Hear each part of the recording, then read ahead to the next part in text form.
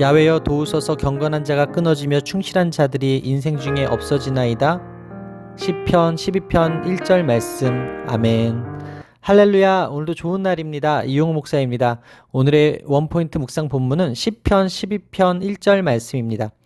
우리는 하나님 앞에서 경건한 자가 없고 충성된 자가 사라진 시대에 살고 있습니다.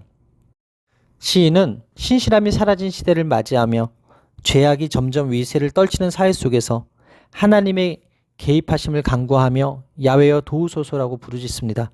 세상을 주도하는 말들이 거짓말이요 아첨하는 말로 자신의 유익만을 구하면서 악을 행하고 있기 때문입니다. 경건한 자는 야외의 언약 백성에 속하는 자로 결코 끊어지거나 실패하지 않는 하나님의 언약을 나타내는 사람을, 충실한 자는 하나님께 진실하고 충실한 태도를 보이는 자들로서 하나님의 언약에 신실한 사람을 뜻합니다. 오늘의 성도와 가장 밀접한 개념입니다. 시편 기자는 경건한 자와 충실한 자가 세상에서 없어졌음을 탄식합니다. 모든 사람들이 자기 이웃에게 거짓을 말함으로 진리가 무너지고 있었으며 아첨하는 입술이 두 마음으로 말함으로 정직이 힘을 잃어가고 있었습니다. 하나님의 인자와 진리를 따르지 않는다는 증거는 언어 생활에서 나타납니다. 거짓말, 아첨, 가식, 과장 등이야말로 하나님을 두려워하지 않는다는 가장 확실한 증거입니다. 이것은 경건한 자들이 점점 사라져 보이지 않고 있음을 의미합니다. 하나님은 그런 자들을 내버려 두지 않으십니다. 의로운 사람들이 사라지고 악인이 곳곳에서 날뛰는 현실을 한탄하는 심정은 오늘 시인만의 특별한 것이 아닙니다. 엘리야도 바알 신앙이 득세하는 이스라엘에게 자기 한 사람만 남았다고 낙심했습니다. 거짓이 난무하는 시대에 성도가 의지할 분은 하나님입니다. 오직 하나님의 말씀만이 믿음 안에서 우리를 강하게 해주고 경건치 않은 문화 속에서 거룩한 삶을 살 수 있게 해줍니다. 그렇다면 어떻게 해야 악인의 말이 끊어지고 우리 시대가 살아날 수 있을까요? 다윗처럼 하나님 능력을 구해야 합니다. 도우소서, 일어나소서, 안전한 지대에 두소서, 지켜주소서, 영원히 보호하소서라고 하나님께 아릴 때 하나님의 약속의 말씀이 이 땅에서 역사할 것입니다. 저열하고 죄악이 가득한 세상은 거룩한 사람들이 살아남기 힘든 공간임에는 틀림없습니다.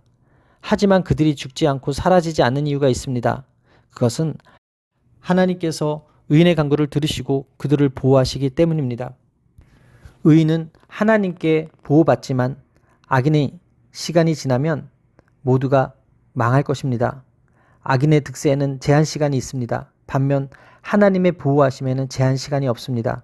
우리는 하나님의 영원한 사랑과 보호 안에 머물러야 합니다.